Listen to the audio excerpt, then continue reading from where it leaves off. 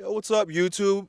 I haven't seen you in a couple days, so I wanted to give you an update. I spent the weekend building this right here, and so I know you saw when Kyle was giving me a hand in putting the controller in the pump house so that I can have water if the electricity goes out.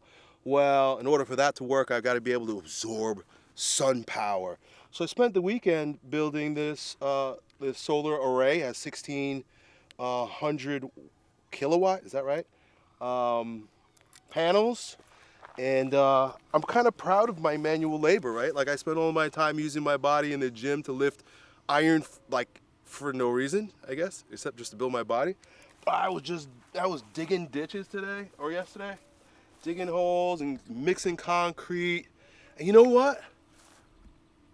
I think I enjoy just yard work and work around the farm just as or more so than lifting in the gym, right? Like I got to actually be functional in my lifting, and I had to use my brain a lot too, because I kind of like had a few little mishaps while building this, but I finally actually got it done. So as you can see, this is all built, and I just have a few more steps to go to power it all up. But I had an electrician come in this weekend and add a couple. You can see these wires here. So it's all kind of like linked up. When I have to get my batteries, I'll put them in there. And so that way, if there's a power outage, which out here, if there's a power outage and I'm out here in the country, we're the last for the power companies to come and fix. So I would hate to be out of power, but I would hate even more to be out of power and water. So that's why this was so important for me to be like a first project here on the Strength Camp Ranch.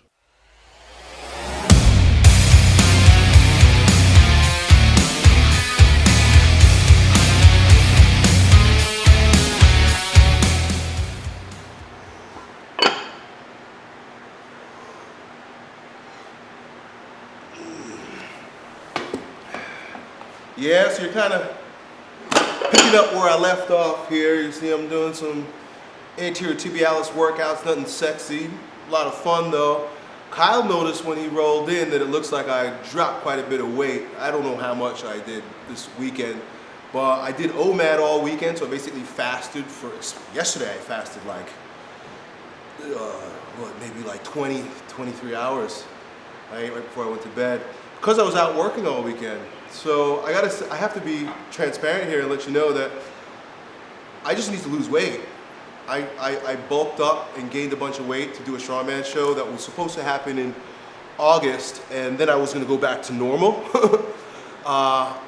And it's been almost 2 months since then, and my body is just telling me I got to drop weight. I'm like walking around feeling like a heart attack waiting to happen, getting out of breath and just being lethargic.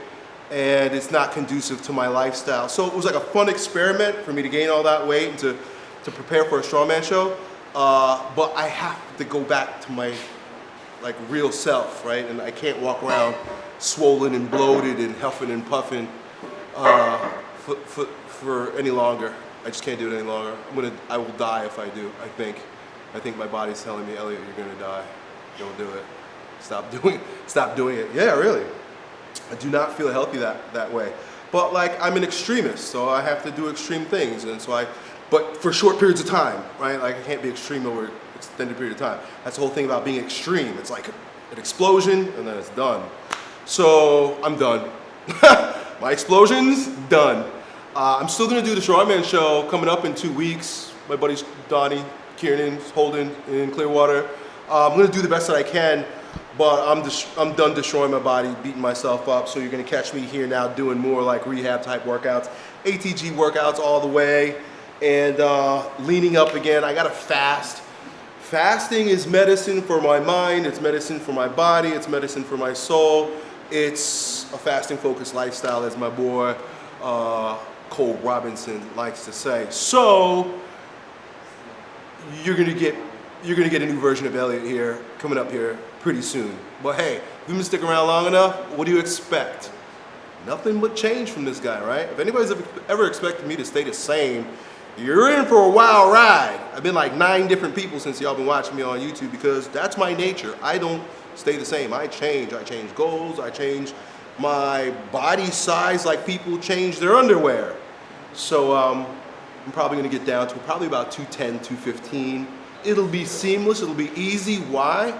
Time restricted eating, fasting. It's the most natural, normal, and pleasing thing for me to do in my life. I'm sick and tired of eating. Like, Colleen made me like 6 pounds of mash to eat this week, and I haven't touched it once yet because I think I'm gonna throw up if I eat anything. My body is just rejecting it, all right? And so I'm just listening to my body, and you get to listen to me, and you get to watch and see how this all unfolds here with your old bro, Uncle E. So stick around.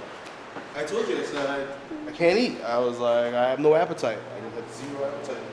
And the crazy thing is, I felt myself starting to get sick again. And that's how I knew. I was like, this is not healthy. I know it's not healthy, but for a short period of time, but we've been doing this since June, July, August, September, right? 4.5 months. I could do it for 90 days. I could go buck wild for 90 days. But after that, it's like, okay, now I'm, like I said, like my mortality is in question. So look how much easier it is on this side. It's crazy, right? Because this is my right leg. I tore my Achilles tendon on this side. But it's easier for me to do certain exercises on the side because one of my therapists told me that by tearing my Achilles tendon, I rebalanced. I created more balance in the leg because it was like too much muscle.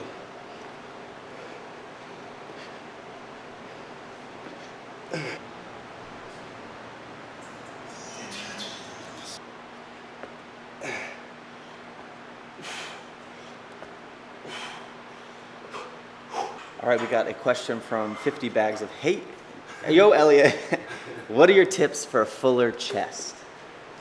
50 bags of bullshit. 50 bags of hate. I didn't even hear your question. I was just so focused on your name. 50 bags of hate. I like that. So you want to know what? How to what? What are your tips on getting a fuller chest? Oh, breast implants, silicone. They could just, or they do these Brazilian ones where they take your fat from your butt and they can stick it up under your titties. Do you know that? What do they call that? Brazilian butt lift?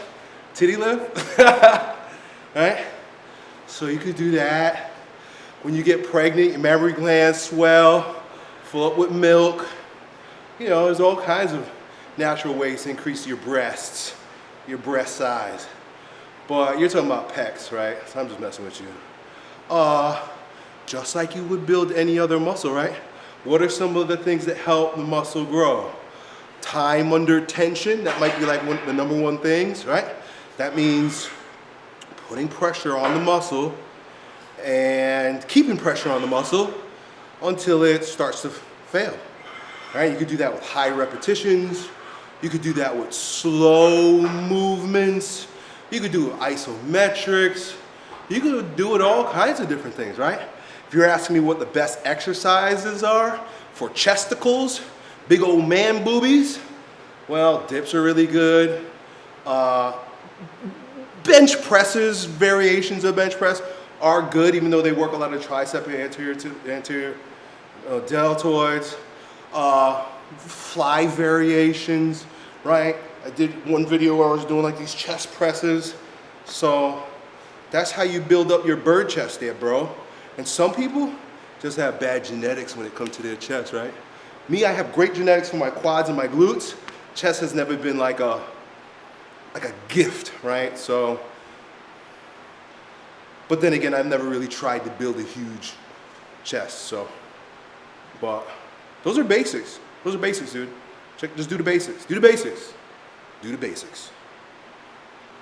The craziest thing is going down to Miami and seeing all these girls, I guess the Latin girls in particular, they love to augment their bodies with surgery. Miami, right? That's what it's all about. I never seen so many disproportionate butts before in my life.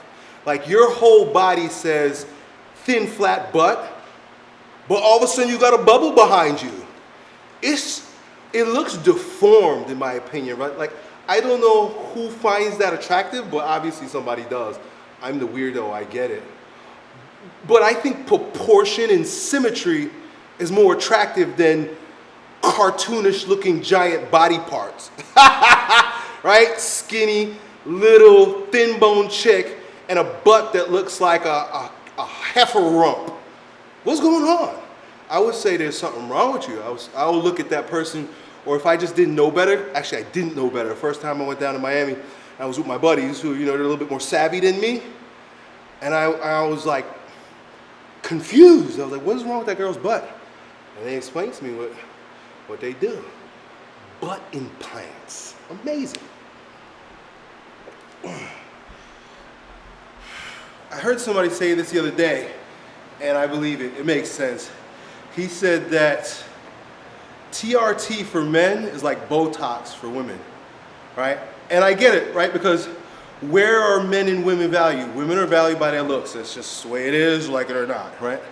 Women did get their attention by the eyes. A man gets his value from what he can do, his performance. So it's kind of like Botox, looks, TRT, performance. And so I can't deny that, that's the truth. I was on TRT, I still am a little bit. But I've been backing off a lot because I know it was just a temporary thing. I was just messing with it for a little while. So I'm about to wean myself off or come off it after this month. I was taking a little bit of testosterone, but that's like Botox. Maybe I should just get Botox instead. I get Botox in my boobies, make them things swollen. What does Botox do? Botox shuts muscles off, so that's strange. TRT turns muscles on, Botox shuts muscles off, and legit, that's what it does. Like if you have, like a woman has lines, she uses Botox to shut them lines off. Well, that's just a random thought for the day. I'm sure you got more questions. What you got? What you got there, Cap? Yo, Elliot, I haven't been able to squat because of my lower back pain. What are alternative exercises I could be doing? Oh, this gives me a great opportunity to give another shout out to Knees Over Toes guy, right? I don't think you really, okay, so first of all, there's a lot that you can do to build your legs like you see me doing right now here, right? I'm doing, these are called Poliquin step-ups, Charles Poliquin type step-ups. You used to use this a lot. You could do, I'm gonna do ATG split squats or lunges. You could do those. Unilateral split squats, single leg squats. There's so much you can do. Using the monkey foot for the hamstrings. You could even use it for the quads. I'm loving all these workouts that don't require my, double leg, two leg squatting. Part of the reason why is because when I squat on two legs, having an imbalance between the right and left legs, because I tore my Achilles tendon a couple years ago, my hips wobble and shift. I have hip instability.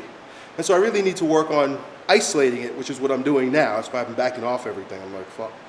So I can work on that instability in an isolated way. So that, plus there are squats that you can do that are ankle and knee, I want to say dominant as opposed to the hips, right? Like when a power lifter squats, what's the first thing he does, right? Right? And if you have back problems, the first thing you're doing is this, you're putting a lot of shear force on the back. Not that, if you're healthy, it doesn't mean you shouldn't do it. But if you're having back pain and you're squatting like this, that's gonna be a problem. But like the Tom Platt squats or the hack squats, things where you're like, look, my torso's staying upright and it's a lot of ankle and knee bend. So you can squat this way rather than squatting that way. You see what I'm saying? That's what I'll be doing. Just watch me today. Watch what I'm doing today. Huh?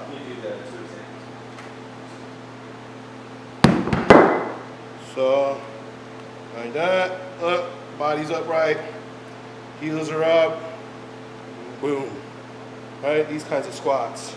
Also, just squats where you're more knee dominant. Front squats are like that too, right? Front squats force you to keep your torso up so that there's no lever arm with the hips. Your torso stays upright.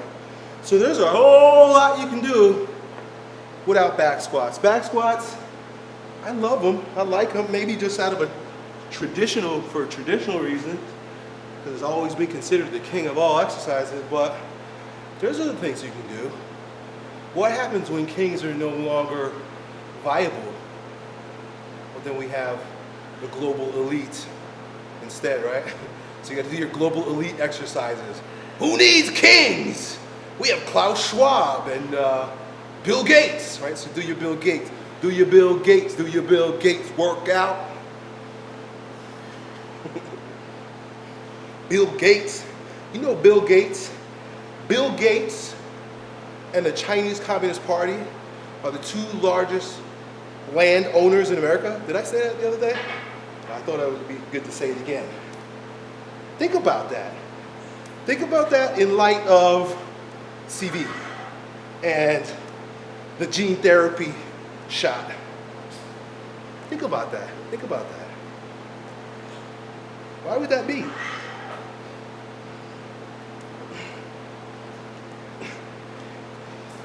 Wealthy landowners.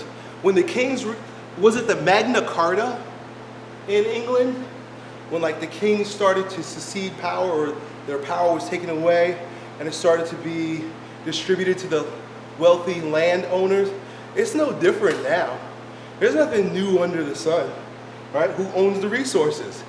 Kings are often puppets, right? Like presidents are often puppets.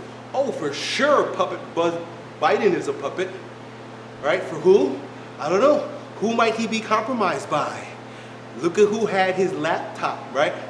Look at his son, right? Look at where he gets a whole lot of money, right? China. China.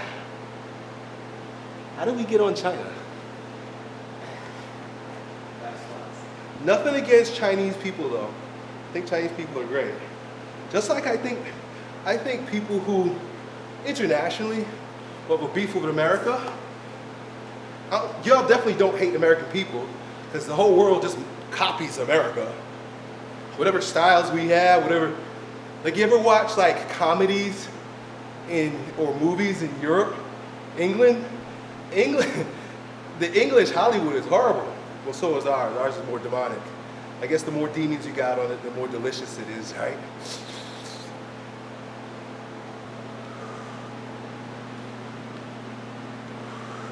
All right, JMDS Gomez asked, yo, Elliot, what are your thoughts on those barefoot shoes with the toes?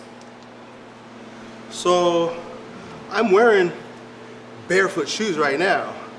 These are totally flat shoes. There's no there's no cushion. There's just this piece of rubber. It's totally flat, and it has a wide toe box. I got wide feet, and these are the best things for me to be working out, doing these types of workouts in. I love it. When I wear sneakers in particular, right? Because the boots is not the same. Boots are usually pretty flat, but sneakers are weird, right? Because they have all these special cushions that act like they act like aids to your foot. Right, like this cushion, and then there's like an arch in the middle, and then there's padding in the heel, and then the front. And I actually have pain when I wear normal sneakers because I'm like all wobbly and unstable. It's like walking on a fucking bed, right? Like how do you expect to do anything productive and have good alignment and power when you're walking on a mattress, right? It's like, again, trying to fire a canoe trying to fire a cannon from a canoe, right? There's no stability there. So, long story short, I like being barefoot. If you remember back in the day when I was making a lot of YouTube videos, back 2014 and stuff, I was always barefoot. I was always lifting barefoot. I never had shoes on. And so I'm a believer in it. I'm a believer in it. With the toe sleeves, I could imagine that it's a good idea. I could imagine that it'd be good for you because it'll help you like spread your toes when you're doing whatever you have to do. And I think just having, I don't know, I'm just guessing, I've never worn them, but I imagine that tactile feel between your toes probably reminds you or forces you to spread the toes. And that's a big issue, spreading the toes. Because of the way we wear shoes and walk on concrete, our toes become cramped. So I can only imagine good things from it. Maybe I'll get a pair one day. Maybe.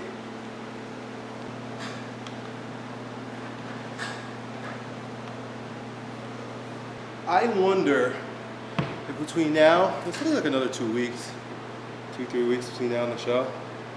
If I just kept training like this and then show up at the event and do all the event exercises, then how I'll fare. I think I need to touch everything at least one more time. Maybe the week after next, I'll just do like a, one day I'll choose stones, farmers, log, so on and so forth.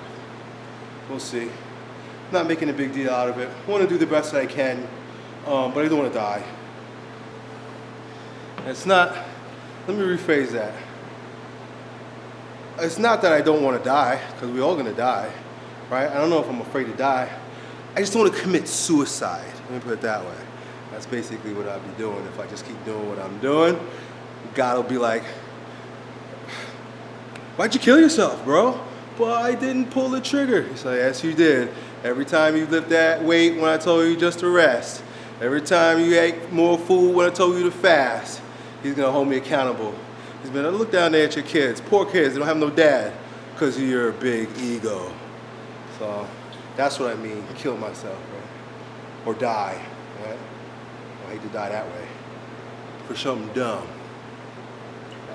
MUBS asks, yo, Elliot, what do you think of the trend where girls are asking guys out? I think that's a sign of the times, right? In a time when MGTOW is a thing, you know what MGTOW is? Men going their own way, like, which I believe is a legitimate movement based on the times. If you look at like Roman history, when a culture becomes decadent because of the degeneracy of the culture, one of the things you begin to recognize is a swapping of the genders. You could look into the history of the fall of the Roman Empire and you'll see the same thing. All of a sudden, women were behaving like men, and men for a while went along with it like they had here in our decadent, degenerate, decaying culture, until they were like, we can't handle these women anymore, they're completely out of control. And they started going their own way. This is where the Holy Roman Empire started to develop the spiritual practices of Christendom. So like monasteries were built, and monks and hermits, but they all left off into the wilderness. These are all men, because they're like, we just can't handle this anymore. So men are turning away because they just are fed up with women in our culture. Right? I can understand why. So the women in their fall, right? Because men and women have both fallen.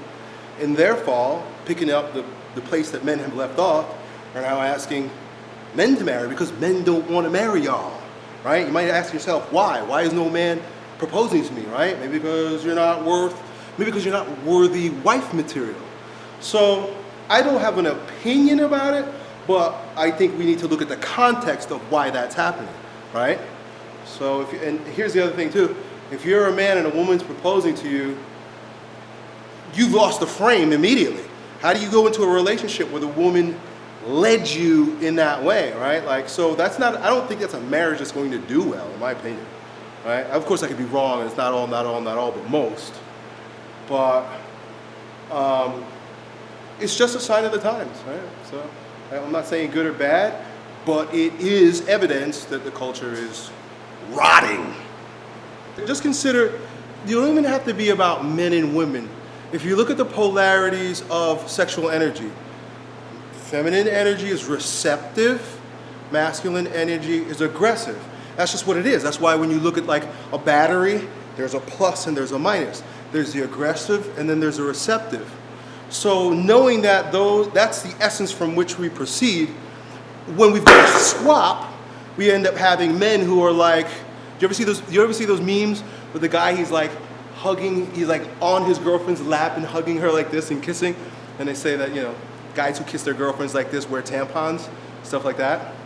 That's what you have. You have a bunch of men who are receptive, oh, come and propose to me, and a bunch of women that are aggressive. It's just a swapping of, let me put it this way, it's just a perversion of nature.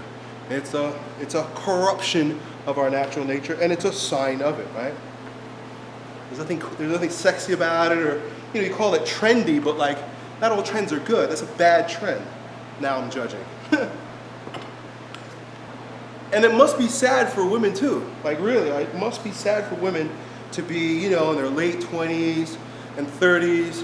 They've spent their whole life doing what the world has told them to do, you know, party it up and enjoy yourself while you're young. And, you know, they're essentially throwing their value away, and they get to the point where their value is essentially gone and no man wants to marry them.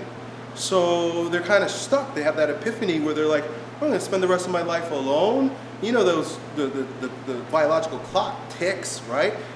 And no matter what feminists tell you, there's this innate instinct to want to reproduce, particularly in women. So it must be sad for a woman to have to go and beg men to marry them, right? And it's also men's fault for being weak, right? Men are weak, and as a result, we don't stand in our frame, and we don't act aggressively, or we don't behave with assertion, knowing what we want, taking what we want. But then again, it's not men or women's fault. It's both of our faults, and it's the fault of our lords of this world. Let me put it that way, the government, right? Because the government makes it such a one-sided game for men. I was actually thinking about this morning. I was like, I get it. Marriage is not a good idea for men. I was thinking about all my friends who have babies out of wedlock. All my friends there, none of them get married. They shack up and they have babies. I was thinking about this, and I was like, well, I can understand why. Because the minute you sign that, it's like a death contract, right? You lose. A man loses. There's no gain for a man when he signs that contract. Right? He loses absolute authority, but he maintains all the responsibility. That's basically what a marriage contract is. It's saying, hey, buddy, you got all the responsibility here, but you get no more authority anymore. Uncle Sam has all the authority in your home. The government has all the authority in your home, right? Not even God has authority in your home. It's Obama. Obama. Blame Obama for everything. So that's it, guys. Thank you for joining me here and being here with me. Make sure you like this video. If you liked it, no pressure. If you didn't like it, don't like it. But then you wouldn't be here at the end watching me. So you liked it. You liked it. Hit that like button. Share with your friends. Also, stick around. I'd love to show you once I get my solar arrays working for my pump back there. And I got a few other projects around the house that I'll bring you along with. And you'll get to see how E-Hulse is homesteading here on my 42. Until next time, done.